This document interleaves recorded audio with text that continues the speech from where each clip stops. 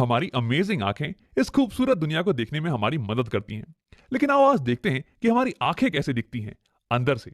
उसके पार्ट्स क्या क्या हैं और उनके फंक्शंस क्या क्या हैं। तो अगर मैं इस चेहरे को छुपा दूं तो तुम्हें आंख कुछ ऐसी दिखने वाली है, एक बॉल की शेप में, और इसे हम बुलाते हैं आई बॉल। अब अगर इसे मैं साइड से दिखूं तो मुझे कुछ ऐसा दिखने वाला है आंख। हाँ, ये हो गया बॉल वाला पार्ट, ये हो गया कलर्ड वाला पार्ट, और इसके ऊपर आंख ये थोड़ी उभरी होती है बाहर के साइड में, थोड़ी कॉन्वेक्स शेप की होती है। अब मैंने इसे थोड़ा ट्रांसपेरेंट कर दिया है ताकि हमें इसके अंदर की चीजें दिख सकें। अब हम बात करते हैं इस कलर्ड वाले पोर्शन के बारे में। तो इसे हम बुलाते हैं आइरिस।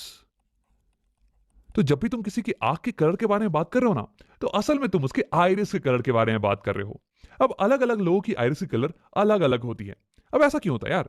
तो देखो, जब भी हमारी आंखों पे लाइट पड़ रही होती है, व्हाइट लाइट, तो ये जो आइरिस है ना, इसके अंदर एक पिगमेंट होता है जो कि लाइट की एक पर्टिकुलर कलर को रिफ्लेक्ट करता है। अब इस आइरिस का पिगमेंट ये ग्रीन कलर की लाइट को रिफ्लेक्ट करने वाला है, और इसलिए हमें ये आइरिस ये ग्रीन कलर की दिखती है। अब अलग अलग लोगों की आइरिस में जो पिगमेंट होता है ना, वो अलग अलग कलर की लाइट को रिफ्लेक्ट करता है। जैसे कि यहाँ देखो, मेरे दोस्त की आइरिस ये ब्राउन कलर की है, और ऐसा इसलिए क्योंकि इसकी आइरिस का पिगमेंट ये ब्राउन कलर को रिफ्लेक्ट कर रहा है, और इसलिए हमें ये ब्राउन कलर की दिख रही है। अब इस आइरिस के बीच में तुम्हें एक ब्लैक कलर का स्पॉट दिख रहा होगा। अब सभी की आंखों में ये स्पॉट ये कॉमन होता है, तो इसे हम बुलाते हैं प्यूपिल। आओ उसे लिख लेते हैं। और ये एक छेद है, ये एक होल है जिसके थ्रू लाइट एंटर कर सकती है हमारी आंखों के अंदर। देखो, जो भी लाइट रेस आइरिस पे पड़ रही थी ना, वो या तो रिफ्लेक्ट हो जाएंगी या तो अब्जॉर्ब हो जाएंगी।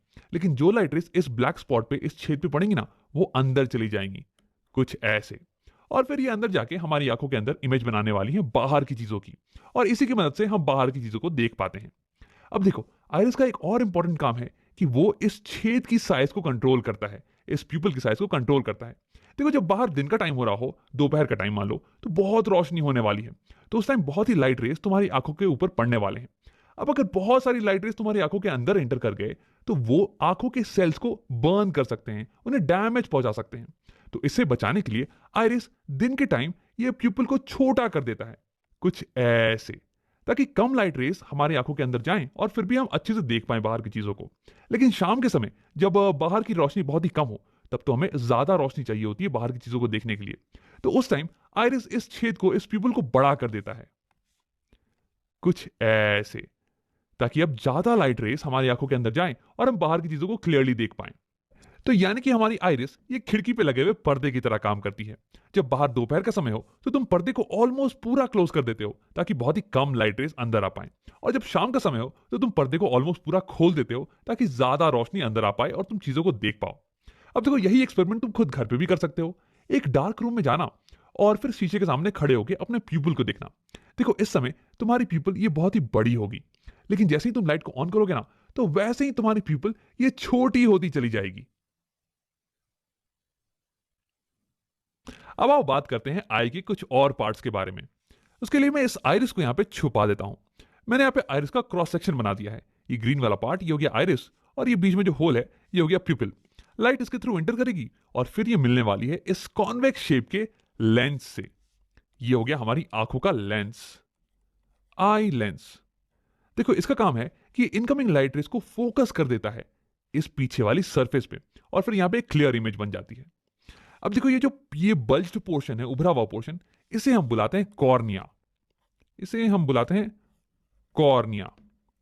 लाइट रे जब हमारी आंखों पे पड़ती हैं तो सबसे पहले ये कॉर्निया से ही मिलती हैं, उसके बाद ही अंदर जाती हैं। अब देखो, कॉर्निया और लेंस के बीच का पोर्शन ये भरा हुआ होता है वाटर से।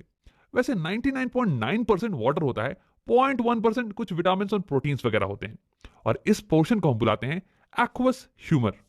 एक्वस ह्यूमर, एक्वस का मतलब हो गया वाटरी, क्योंकि ये मैक्सिमम वाटर का ही तो बना हुआ है। अब देखो, कॉर्निया और ये लेंस ये दोनों एक कॉन्वेक्स शेप की हैं, तो ये दोनों मिलके हमारी आंखों की कन्वर्जिंग लेंस सिस्टम बनाती हैं।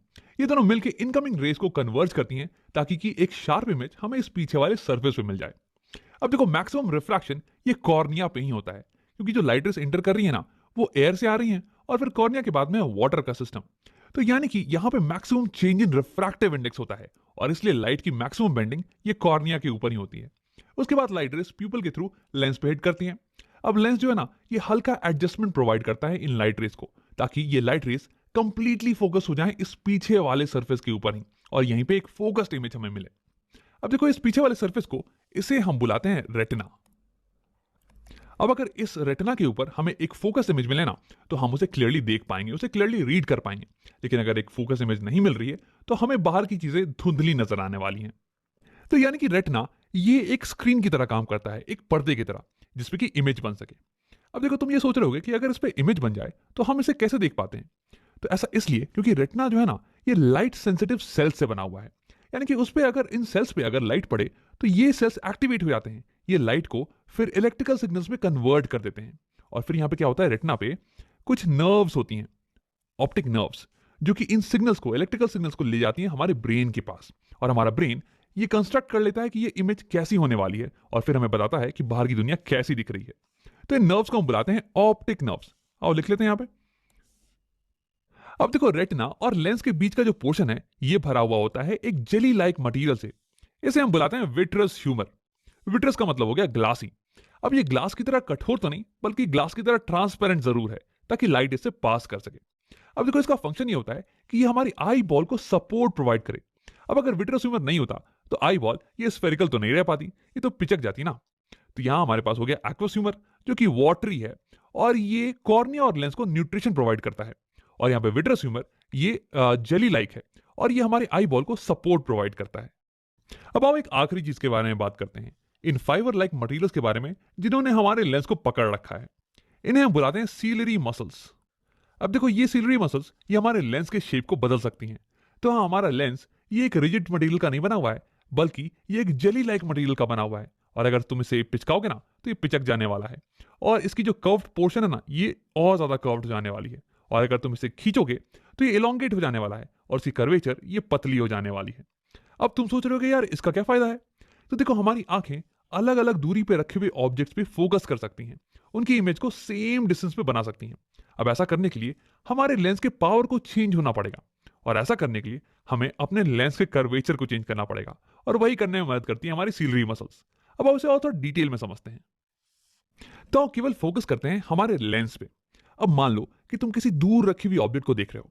तो दूर रखा हुआ ऑब्जेक्ट है, तो इसलिए उससे जो इनकमिंग रेस होंगी ना, इंसिडेंट रेस, ये ऑलमोस्ट पैरेलल होने वाली हैं। और क्योंकि तुम इसे क्लियरली देख पा रहे हो, इसका मतलब कि उसकी एक क्लियर इमेज, उसकी एक फोकस्ड इमेज ये लेंस बना दे रहा होगा यहां रेटिना के ऊपर। तो यानी कि ये लेंस इनकमिंग पैरेलल रेस को फोकस कर दे रहा है रेटिना के ऊपर, कुछ ऐसे। देखो ये होगी रे डायग्राम, पैरेलल रेस आ रही हैं, और ये लेंस उसे फोकस कर दे रहा है रेटिना के ऊपर। अब देखो इस केस में लेंस इनकमिंग रेस को बहुत ही हल्का रिफ्रैक्ट कर रहा है, बहुत ही हल्का बेंड कर रहा है, कुछ 10 डिग्री का एंगल मान लो। यानी कि इस केस में required power of the lens ये थोड़ी कम होने वाली है। लेकिन अब अगर ऑब्जेक्ट ये तुम्हारी आंखों के पास आ जाए, कहीं यहां पे, तो देखो इस केस में जो रेस आ रही होंगी ना तुम्हारी आंखों पे, ये तो डाइवर्जेंट रेस होने वाली है यार, ये तो पैरेलल नहीं होने वाली है। लेकिन देखो अगर अभी भी तुम पास रखे हुए ऑब्जेक्ट को क्लियरली देख पा रहे हो, इसका मतलब इस ऑब्जेक्ट की भी इमेज बिल्कुल यहीं पे बन रही होगी। तो यानी कि रिफ्रैक्टेड रेस ये तो बिल्कुल ऐसे ही दिखने वाली हैं। लेकिन इस बार लेंस को, रेस को, इनकमिंग रेस को ज्यादा बेंड करना पड़ेगा, ज्यादा मोड़ना पड़ेगा, ताकि वो यहां रेटिना पे फोकस्ड हो पाए।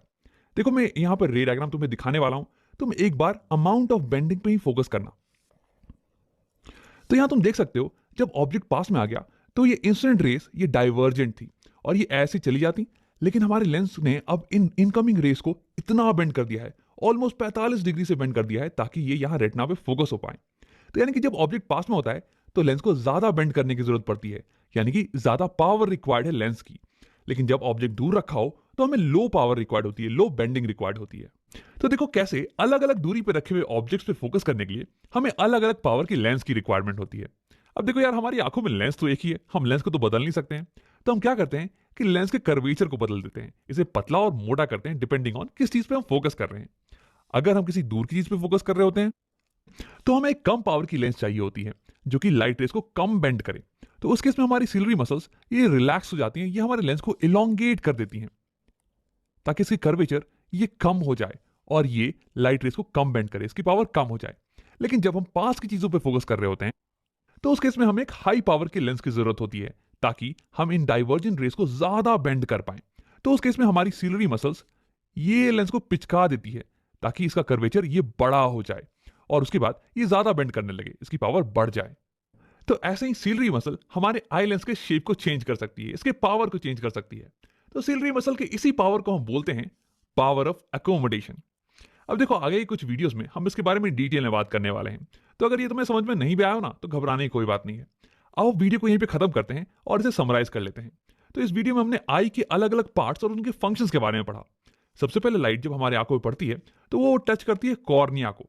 देखो कॉर्निया ये आंख के ऊपर ये उभरा हुआ पार्ट होता है और यहीं पे लाइट रे का मैक्सिमम रिफ्रैक्शन होता है, मैक्सिमम बेंडिंग, क्योंकि यहीं पे मैक्सिमम मीडियम में चेंज आ रहा है। अब उसके बाद लाइट जाती है एक्वस ह्यूमर में। अब ये मोस्टली वाटर का बना हुआ होता है और उसके बाद लाइट एंटर करती है आंखों में प्यूपिल के थ्रू, ये ब्लैक वाला पोर्शन। और इस ब्लैक वाले पोर्शन के साइज को कंट्रोल करता है आइरिस। आइरिस हो गया आंखों का कलर्ड वाला पोर्शन।